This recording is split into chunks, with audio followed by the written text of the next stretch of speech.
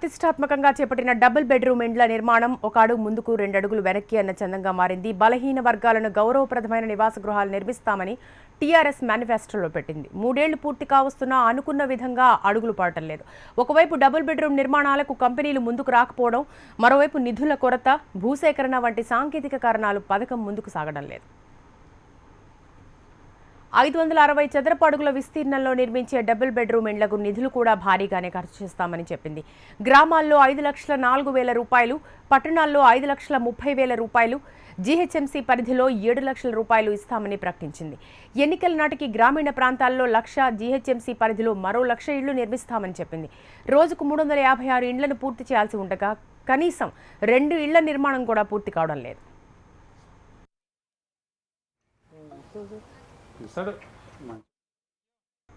అయితే ప్రభుత్వం double bedroom ఇళ్ల నిర్మాణం ఊపందుకుందని, కాంట్రాక్టర్లు కూడా ముందుకొస్తున్నారని చెప్తోంది. ఇప్పటి వరకు 94,250 ఇళ్ల నిర్మాణానికి పాలనాపరమైన అనుమతులు వచ్చాయని తెలిపింది. వీటిలో 83,087 ఇండ్లకు టెండర్లు పిలిస్తే 41,925 ఇండ్లకు టెండర్లు ఖరారైనట్లు అధికారులు చెప్తున్నారు. ఇందులో ప్రస్తుతం 20,986 డబుల్ బెడ్రూమ్ ఇండ్ల నిర్మాణాలు కొనసాగుతున్నాయని ప్రభుత్వం చెప్తోంది.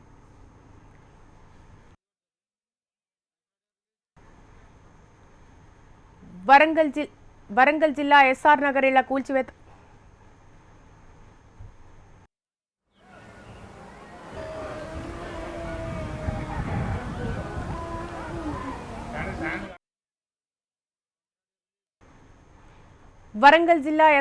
ఇళ్ల కూల్చివేత వ్యవహారంలో పోలీసులు అమానుషంగా ప్రవర్తించారని బాధితురాలు వాపోయింది.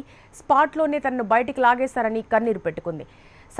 సామాన్లను చిందరవందరగా పడేశారని ఆవేదన చెందింది. పోలీసులను తిట్టారని మహిళా పోలీసులు తనపై చేయి కూడా చేసుకుందని బోర్న వెలిపించింది.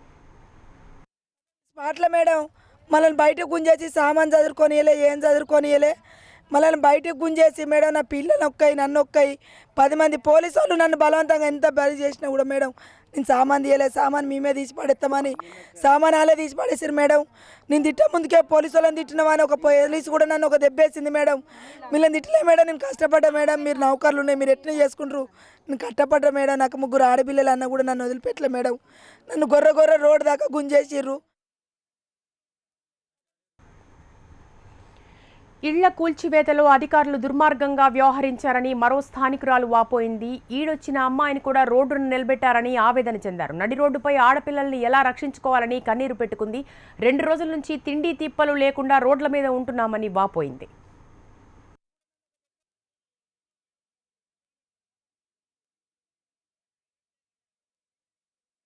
నిన్న ఒక మ్యాచ్ అయిన అమ్మాయిని 2 చేతుల బట్టి తీసుకొచ్చి బయట కూర్చోబెట్టి, అదైతే దుర్మార్గమైన ఆలోచన.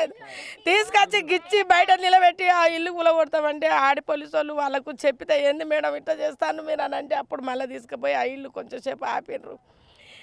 ఇద్దరు పిల్లలు వయసు పిల్లలు ఉన్నారు. ఇప్పుడు రోడ్ల మీద అసలే ఇది గుడిసెలు అనే రీతులు ఉంటే బయటికి పోతే ఆడపిల్లలకు రక్షణ లేదు. ఇప్పుడు ఇండ్లు కూడా కొడితే ఒక్కొక్కరు 20 సంవత్సరాల అమ్మాయిలు వాళ్ళు ఎట్లా రోడ్డుకి ఎక్కి వాళ్ళు ఏం చేయాలో, వాళ్ళు ఎట్లుండాలో, వాళ్ళని ఎట్లా కాపాడుకోవాలో పబ్లిక్ ఎడతారు. 40 ఇండ్లు నిన్న నుంచి అన్నం నీళ్ళు లేక రోడ్ల మీద నిరసన పడి ఉన్నారు.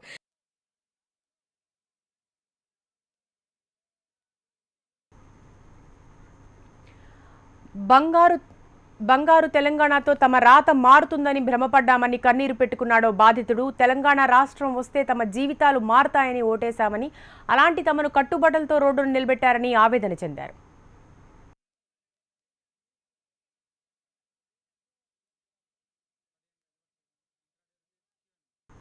డబుల్ బెడ్రూమ్ ఇళ్ల నిర్మాణం విషయంలో సీఎం కేసీఆర్ ఇచ్చిన మాట నిలబెట్టుకోవాలని వరంగల్లో ఇళ్ల కూల్చివేత బాధితులు విజ్ఞప్తి చేశారు.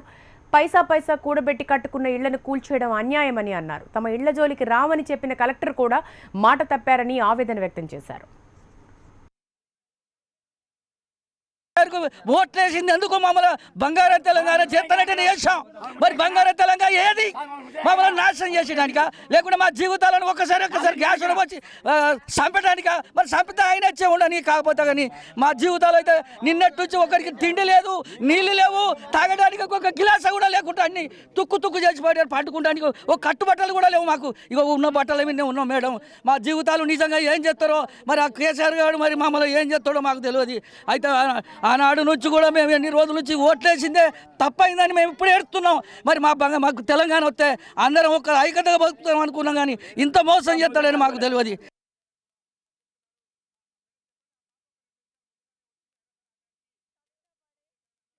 గింత పాచి పని చేసుకొని నెరపకలు ఇవ్వబోయి మా పిల్లలు మేము కష్టపడి 18 సంవత్సరాల ఉంది మేమున్నాం. కేసీఆర్ చెప్పిన మాట నెరవేర్చుకొని 120 గజాలు అంటే మేము ఒప్పుకున్నాం.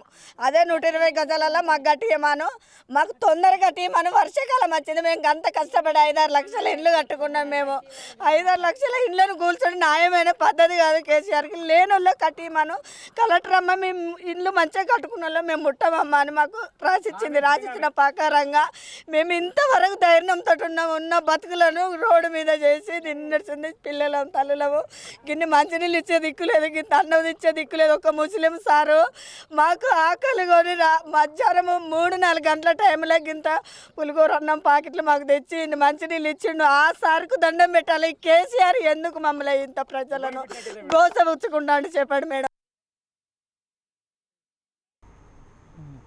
20 ఏళ్లుగా స్థిర నివాసం ఏర్పాటు చేసుకుని ఉంటున్న తమ ఇళ్లను కూల్చేయడం దారుణమని మరో బాధితుడు ఆవేదన వ్యక్తం చేశాడు. ఇన్నాళ్లుగా అన్ని రకాల పన్నులు కట్టించుకొని ఇప్పుడు డబుల్ బెడ్రూమ్ ఇళ్లకు జాగా కావాలని కూల్చివేయడం ఎంతవరకు న్యాయమని వారు ప్రశ్నించారు.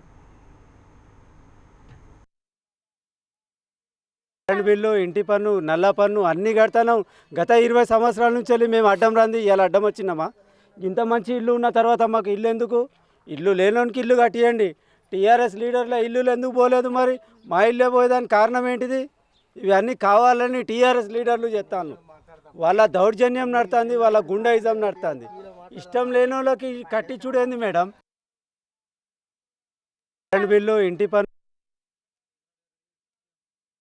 ఇళ్ల కూల్చివేతల సమయంలో అధికారుల తీరు అన్యాయంగా ఉందని ఆరోపించారు. మరో బాధితురాలు కూల్చివేతలు వద్దని ప్రాణాలు తీసుకుంటామని చెప్పిన అధికారులు మాత్రం పంతం పట్టి కూల్చివేసి తమను రోడ్డు పాలు చేశారని ఆగ్రహం వ్యక్తం చేశారు. ఎక్కడన్నా చావండి, మాకు అనవసరం. మాకు అక్కడ నుండి ఆర్డర్ వచ్చింది అంతే, మేము ఇల్లు కూలగొడతా అంతే. మా డాడీ గ్యాస్ నూనె పోసుకున్నాడు మేడం, 5 లీటర్ల గ్యాస్ నూనె పోసుకున్నాడు. అగో మా ఇల్లు ఎక్కిండు, దిగుతలేడు అసలుకే. అయినా మీ డాడీ సావని అక్కడ శవం ఉన్నా సరే మేము ఇల్లు కూలగొడతాం అన్నారు. న్యూస్ బులెటిన్లో ఇప్పుడు షార్ట్ బ్రేక్.